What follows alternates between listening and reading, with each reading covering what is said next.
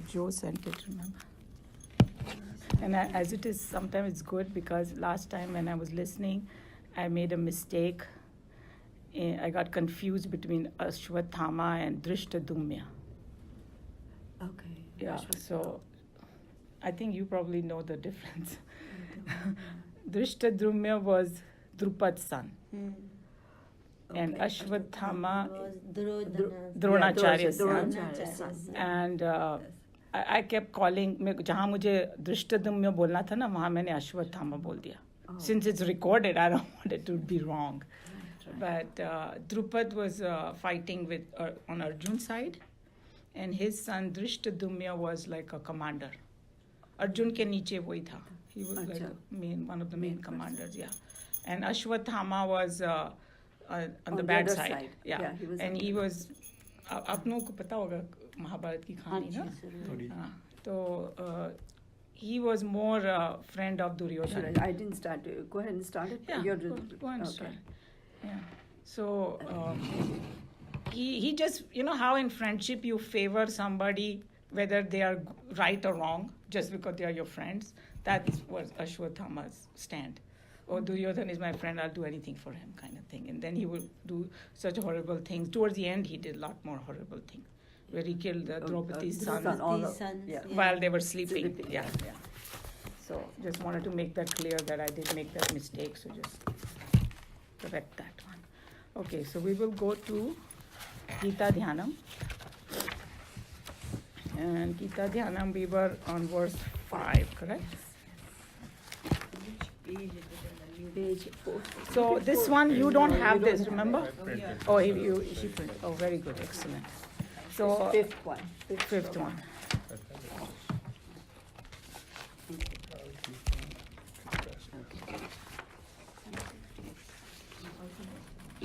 There are more copies. When other people are not here, huh? Okay. So let's chant. Vasudeva Sutam Devam. Do we do? Oh, sorry. Because other people. No, that's fine. Number 5. So let's try lead follow. Okay. Vasudeva Sutam Devam. Vasudeva Sutam Devam. Kamsa Chanura Mardanam. Kansa Chanura Mardanam. Devaki Paramanandam. Devaki Paramanandam. Krishnam Vande Jagadgurum. Krishnam Vande Jagadgurum. So ये सभी लोगों ने सुना होगा ना ये वाला? Yeah. It's quite popular. Vasudeva Sutam is the son of Vasudeva. Devam is God. Kansa Chanura Mardanam, the destroyer of Kans and Chanur. Devaki Param Anandam, the supreme bliss of Devaki, that is mother of Krishna Bhagwan. Krishnam is Krishna. Vande, I salute, or I bow down, or I do pranams. Jagat Gurum, the world teacher. Okay. कौन पढ़ेगा? I salute Lord Krishna, the teacher of the universe, the divine son of Vasudeva, the destroyer of Kamsa and Chanura, the supreme joy of Devaki. So everybody knows who the characters are here, right? Vasudev was Krishna Bhagwan's father. Kans was his mama. And Chanur was one of his, wo jo tha na, kushti wala. There were two people he sent first. Kans ko jab when Krishna Bhagwan was visiting, so Kans wanted to, kill Krishna Bhagwan. So he sent his two pehlwans. वो उससे कुश्ती लड़ो, उसमें से एक चानू है. तो उसको मार दिया था कृष्ण भगवान. That's what it is. And Devaki was, his mother. Continuing our salutations to the teacher of Gita, Lord Krishna, we have this stanza which, as we said earlier, can be read as a direct glorification of the divinity manifested as Krishna, or with its suggestiveness, it can raise an aspiring soul to adore the eternal life spark that is the one substratum for everything, everywhere. So here is just saying that if you... What's the page number on that? Oh. This is 14. Yeah. सभी के पास है? So, yeah. because yeah, description ये books में है, so whoever doesn't have the book can just listen. So here he's just saying, can we close that one? Yep. That you can have one is just simple meaning, and Manifested one is the unmanifested form. I mean, that is the one substratum, right? yeah, basically what I'm saying is that either he's going to explain that how this verse can be either just a simple word meaning what it is, or you can go to the adhyatmic meaning. And for our purpose, since we are studying such a great scripture, we have to take the adhyatmic. You can take both. Both are very Both, good, yeah. but more relevant is the adhyatmic one. That's what he's saying. Considering this stanza as a simple glorification of the Lord of Vrindavan, it has a direct meaning which reminds us of his parentage, of his adventurous and heroic service to the citizens of Mathura in redeeming them from the tyranny of his uncle Kamsa and of his status as a teacher of the world. Because when he said Jagat Guru, that's what it means. And one of the reasons they call him the Jagat Guru, because we already studied earlier that this Bhagavad Gita applies to everybody in the whole world. And it is all the time. It is not time bound, it is relevant that time, it's not relevant now. It's relevant all times to everybody. That's why it becomes Jagat Guru, because he said it. And then we all know the story, so I won't get into it, that when he was a teenager, he was summoned by Kans, because Kans knew that the 8th child of Devaki and he suspected that was him. Finally, he kind of figured out, and he wanted to, get rid of him. So that's all the stories, which is kind of these two verses are telling you. Reconsidering the same stanza, one certainly feels the impropriety of introducing a Jagat Guru as the son of his father Vasudeva, or as the apple of the eye of his own mother Devaki, or even as the murderer of his own uncle Kamsa. None of these qualifications adds any glow to his being a teacher of the world, but by recognizing Krishna as nothing but the self in us, the entire stanza starts breathing with a new thrill and pulsates with a new life, as it were. So then now he's saying, Beautiful. that if you just say that, okay, he did all these heroic things, but how did he become the Jagat Guru? Yes. Because he's our own Atma, he's that Brahman who took a form of Krishna, and that's why. So now he's going to, even in each word, there is like Vasudev, maybe some. Yeah, so many बहुत कुछ है meanings. इसमें. Vasus, 8 in number, are in the Vedic literature deities representing the seasons. The seasons march and in their parade run out a year. Therefore, these 8 deities in themselves rule the concept of time. The term Deva in Sanskrita indicates that which illumines. Vasudeva therefore means the illuminator of the concept of time. So we have divided that, Vasu and Deva. And Vasu का नीचे दिया हुआ है ना कि 8 जो Vasus हैं. Yes. If anybody is interested, you can go in so much detail. That's one thing about our scriptures, that we think that they discovered everything now in the last 500 years and all. When you go and see, they don't even call 4 seasons, they have 8 seasons. Right. So they even divide that further. So the classification are a lot more detailed and scientific, and they are there, but people just don't look at it and just keep, anyway. That's more depth. So who wants to look at the more depth one? But then some people outright completely deny it. They That's think that's deny what it, it is. that's what- They yeah. stay in denial, whereas everything is there. Yeah. Okay. Means the illuminator. Time is conceived by the mind as the interval between 2 different experiences which it had lived through.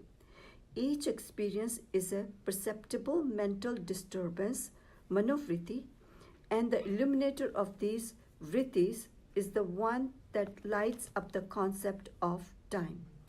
Evidently, therefore, it is the awareness in us that bathes our experiences in the light of its consciousness.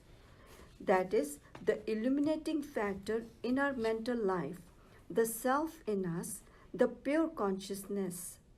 The term Deva is again added, meaning the illuminator, the principle of light. So here in this verse, as you can see, it says Vasudevam, Vasudeva Sutam, and then again Devam. Yeah. So then he's going word by word. So Vasudev उनके पिता का नाम था, but also Vasudev उनके पिता का नाम था, Vasudev उनका नाम है. You know that Krishna Bhagwan is also called Vasudev, right? So so they are explaining that Vasu is 8 in numbers and all that, and then it's proving that because it is the deities representing the season, and season meaning change, and that is a concept of time then, and he's a deva of that illumines time. And then remember we had discussed that how that Brahman is before time came after Brahman, Yeah. and that's why it's called second in English language. Yeah, this is called One without the second. One without the second is Brahman, but Yes. the word second has came come after. because it's the after Bhagwan, after God. That's why the smallest unit in even English language. So there's Vedanta in English language too. Some philosopher have got the same, So he is the illuminator. So that's why now everybody has understood Vasudev kahan se aaya naam. And now he's saying कि what is actually time? Because जब हम लोग, firstly, time is a very relative concept. Because does everybody agree? If you go to another planet, time changes. And then when you are in... man-made. Time is man-made. Yeah, it is our own mind. Yes. So scientifically it is described as when two experiences happen, the interval between them. Is the time. So it is connected with change also. Yeah. Yeah, it's the नीचे दिया हुआ है. The modern scientific terminology, time and space is defined. Let's read that. Okay. In modern scientific terminology, time and space are defined as separation of events into the concept of time. The extension of an object intuits the concept of space made of lengths, and the gross structure of the matter intuits concept of mass. So he's saying Okay, separation of events intuits the concept of mind. I'm here and now I'm going outside that door. So there are two things happening in kind of interval. And then there is a saying also, when you're happy, the time goes so fast. And when you're miserable, so see how it is related to mind? So we may think that we are going by clock, but there's another, in philosophy, there's another concept of time. And as you said, that this is man-made. Yeah.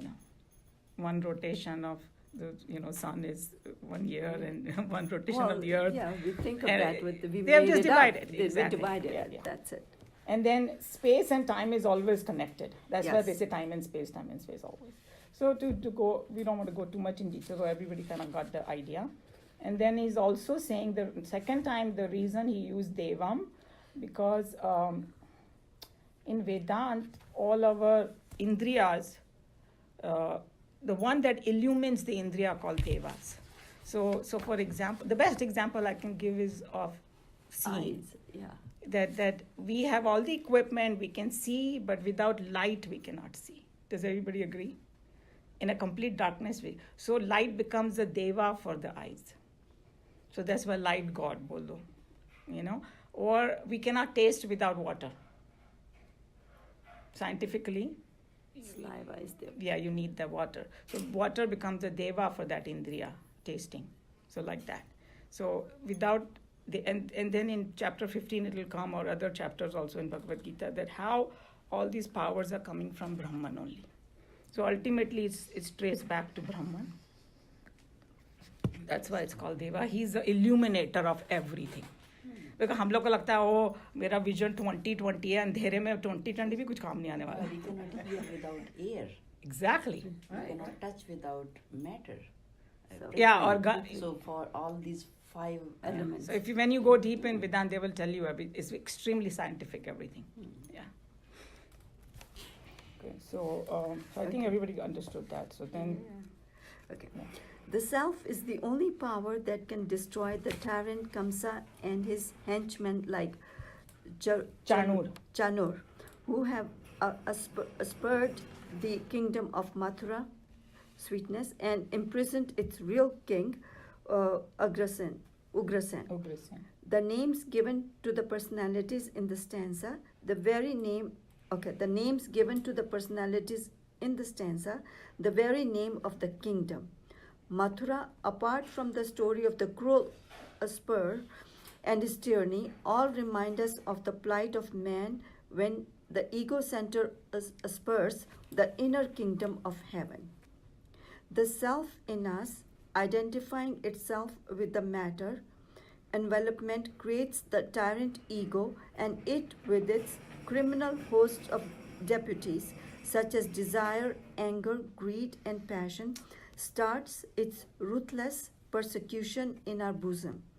When the ego is ended along with its delusory attachments to its sheaths, the kingdom is redeemed. Lord Krishna alone can throw the Kamsa from his throne into the dust and usher in an era of joy and progress to the land of Mathura. The whole Vedanta is in this. Yeah. Complete. Yeah. It's so much. So Fact. he's saying that how, firstly, Mathura is like sweetness. That's the meaning of it in Sanskrit. So, uske asli raja the Ugrasen. Ugrasen was actually Kan's father, right? If you know the story. So, the way this whole symbolism, he's saying that Ugrasen hai asli uske haqdar, लेकिन उनको तो jail में डाल दिया, right? और खुद because of and what he had Kansa represent desire, anger, greed and passion. So ruthless persecution. हमारे हृदय में क्या होता है, ये सब negativities जब आती है ना, so then the ego becomes strong and it imprisons our true nature. It's gone somewhere in, jail में बिठा दिया उसको. I don't want to listen to it. We have an inner voice. Yes. That is our conscious voice, it's a consciousness. It's always there, but we don't want to listen to it. We shut it down. हम कुछ गलत काम करते हैं, अंदर से होता है हमको कि हम कर रहे हैं, but our desires take over, So that's what the symbolism he's saying, that jail में बिठा दिया, but then when the delusory attachment to his seed, the kingdom is redeemed. So Abhi Krishna has come and redeemed it back. So that's what we need to do symbolically, that जितने भी हमारी negative चीज़ें हैं वो सब हम उसको destroy करने के लिए we have to hold on to the higher self, and that's what is going to come in Bhagavad Gita also. We have both. And even this fight they are talking about of Kaurav and Pandav is the fights of internal fight of good and bad, that we all of us have it. Saints ho chahe kuch bhi ho, you cannot say that saints don't have it. They also have it. They have just controlled it. So that's the whole journey, that good and bad are both in us, and that's the symbolism here. So any questions about it? Any confusion or question, or we can go ahead?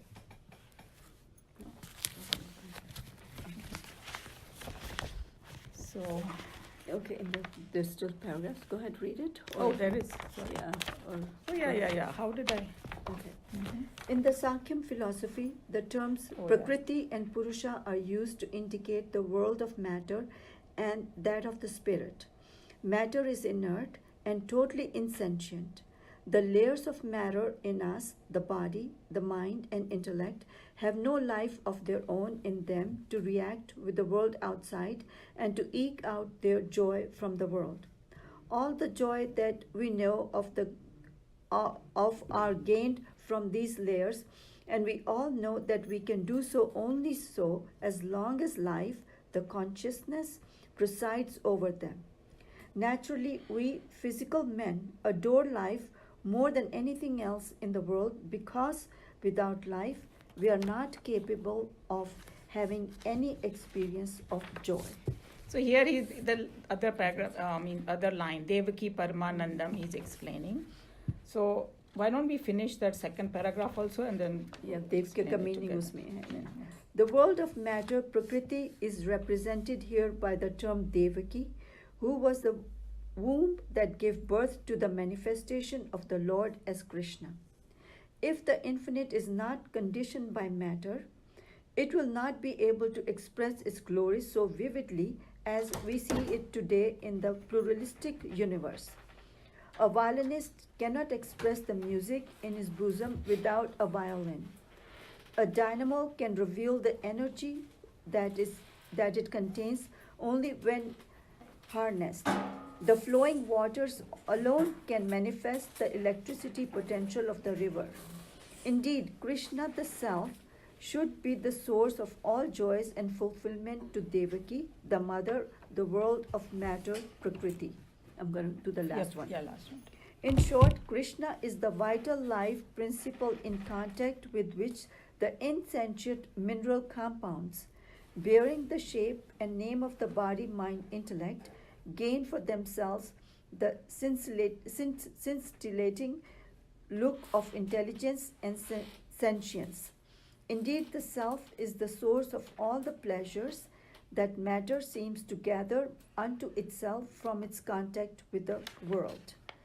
Okay, so Devaki Paramanandam. Krishnam Vande Jagat Gurum to be understood ki bow Yes. down to Krishna who is the Jagat Guru, and we discuss why he's the Jagat Guru. So the Devaki Paramanandam he has explained in detail. So in Sankhya philosophy, you've heard of Prakriti and Purush, that's matter and spirit, they call it. So now he's saying the relationship between matter and spirit.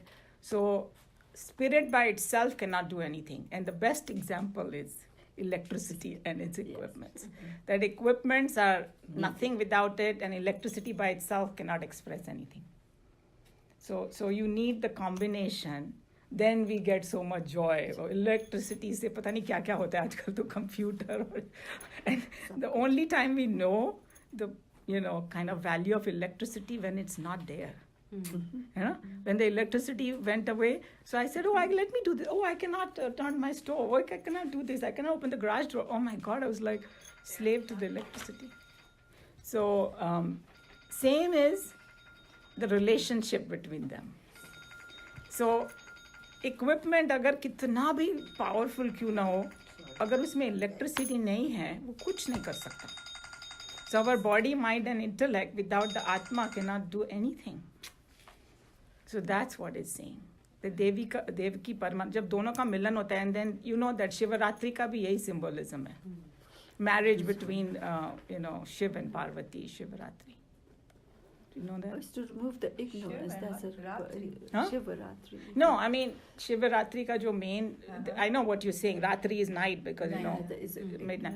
But the symbolism is concept is that Parvati or Shiv ka milan hua to ye dunya bani. I see. The whole universe is a combination of Shiva and Parvati, matter and spirit. That's matter and spirit. That we understand. Yeah. So that's what the whole symbolism is from there. So it's saying that आनंद नहीं प्राप्त हो सकता जब तक दोनों का मिलन नहीं हो और उसकी वजह. So that's why Krishna Bhagwan is the joy of Devaki or joy of all of us or our Atma, So I think everybody understood this concept. Well, when you understand the Krishna as the consciousness itself, So the whole Bhagavad Gita is about that, that he always says So me, that's meaning the he's only not talking about me as a body, he's talking about me as a Brahman. Whenever he says me, you have to remember that. Otherwise there'll be a lot of confusion. So. Okay, so now we go to our verse here. We finished 6. Yes. Where he did you remember what the context was? Duryodhana is all nervous, and a guilty man is always nervous, talks too much. And first he started talking about all the big Maharathis in Pandava's side. काफ़ी उनके description दिया सारा. और फिर all of a sudden he realized, oh my God, I'm talking too much about them. I need to talk about myself. So nervousness में आदमी कुछ उल्टा सीधा काम करता है, वही वो कर रहा था. और ये जब भी वो बोल रहा था ना, गुरु को एड्रेस कर रहा था, right? गुरु ने एक वर्ड भी नहीं बोला. He understood. So it's like when people get nervous and start talking and you don't know how to calm. It's okay, let them just talk. Let them get it out. So Guru is not saying तो फिर वो person और nervous हो जाता है, फिर और बोलता है. That's where the conditions. Because here in these verses, they are telling you his mental condition, Duryodhana's mental condition. So let's chant the verse 7. Asmakam tu vishishtaye. Asmakam tu vishishtaye. Tani bodha dvijottama. Tani bodha vijottama. Nayaka mama sainyasya. Nayaka mama sainasya. Sangyartham tamra bhimite. Sangyakam tamra bhimite. So asmakam is ours. Tu is also vishishtaha, the best, a distinguished chief. Ye is who. Tan is those. Nibodh, no. Dvijottama, best among the twice born. Nayaka, the leaders. Mama, my. Sainyasya, of the army. Sangyartham, for information. Tan is them. Bravimi, speak. Te, to thee. Okay, आप करें ये है. First you can read. Yeah. No, wait. No, so the This is different here. That's why I was looking. No, where Which are card? we? Where do I no go? seventh. Seven is different here than. No, No. It's No, a- I know, but maybe printing में कुछ हुआ है because the words are something different. नहीं, ध्यानम में तो नहीं लगे अभी आगे Oh चले yeah, ना. yeah. You You have to are go in to the Dhyanam. chapter. Yeah, Okay, that's what it is. That's good that I'm. So Yeah, this that's is ये Dhyanam. गीता ध्यानम है ना. अब हम Seven- chapter first में chapter Arjun's, का seventh Greek के shloka. chapter में. First chapter में. First chapter 7th shloka. 7वां श्लोक. Is that the one? So ये जनरल इंट्रोडक्शन हो गया. इसके बाद हमने ये श्रीमद् भगवद गीता अभी शुरू हो रही है. हाँ जी. ये हाँ. और फिर यहाँ से Okay. This is the first verse. ये हमने 6 कर लिए हैं. Now go और to अब ये seven. है. Okay. Yeah, there. अब seven. So like, okay, let me go back to it. Make sure. No, also, right? हाँ. Know also, O best among the twice born, the names of those who are the most distinguished among ourselves, the leaders of my army. These I name to thee for thy information. Addressing his master as the best among the twice born, Duryodhana now repeats the names of the distinguished heroes in his own army. A weak man, to escape from his own mental fears, will whistle to himself. This is clearly seen when a lonely coward crosses a dark, deserted by-lane in a town, or when an average man tries to enter a neglected house all alone, to feel his way upstairs to his room in the darkness. The guilty conscience of the tyrant king had undermined all his mental strength. The more he realized the combined strength of the great personalities arrayed in the opposite enemy camp, though highly competent heroes were manning his own forces, the more objectively nervous he felt, in spite of the fact that his own army was also manned by highly competent heroes. In order to revive himself, he wanted to hear words of encouragement from his teachers and elders. But when Duryodhana met Drona, the Acharya chose to remain silent, and the helpless king had to find for himself new means of encouragement to revive his own drooping enthusiasm. Therefore, he started enumerating the great leaders in his own army. So everybody understood. This is very, very clear that he was just very nervous and just like a man start whistling to himself. कोई सुनना in the dark. So वो खुद ही बोलते जा रहा है, and then all of a sudden he realized that he had said so much, so now he's going to talk more. That's all he's saying. Means when the man is guilty inside, he doesn't behave normally. So he's doing all ulta kaam. When a person has thus completely lost his morale due to the heavy burden of his own crimes weighing on his conscience, it is but natural that he loses all sense of proportion in his words. At such moments of high tension, an individual clearly exhibits his true mental culture. He addresses his own teacher as the best among the twice born. Now he's going to explain what the word द्विज means. द्विज means दूसरी बार जिसका जन्म हुआ है, वो है word, और वो अभी बताएंगे next paragraph पे. A Brahma is considered as Actually it is Brahman. Brahman. Oh, Brahman, sorry. हाँ, कोई बात A नहीं. Brahmana is considered as twice born because of his inner spiritual development. When born from his mother's womb, man comes into the world only as the animal called man. Thereafter, through study and contemplation, he gains more and more discipline over his mind, and as a result of his achievements in self-perfection, he is considered as being born again for a second time out of his mental shackles, and such a perfected, well-disciplined and cultured Hindu is called Brahma. Brahman. Brahman. So ये ब्राह्मण जो है ना वो चार जो वर्ण है ना उसमें से बताया गया है. So शूद्र, वैश्य, क्षत्रिय and ब्राह्मण. सुना है ना सभी ने? So and we will come to that because there's so much confusion about it in India. So but Bhagavad Gita क्या कहती है उसके बारे में वो हम So I पढ़ेंगे. think here twice born वो कृष्णा को बोल रहे हैं. नहीं. तो Okay, twice born is what firstly why it's called twice. ब्राह्मण को twice born कहा हाँ, जाता किसको है. बोल रहा है वो twice born? वो अपने गुरु को बोल रहा है. अच्छा द्रोणाचार्य. द्रोणाचार्य को एड्रेस कर रहा है कि हे and the reason he's there as a kshatriya right now, he's not there as a brahmin, Yeah.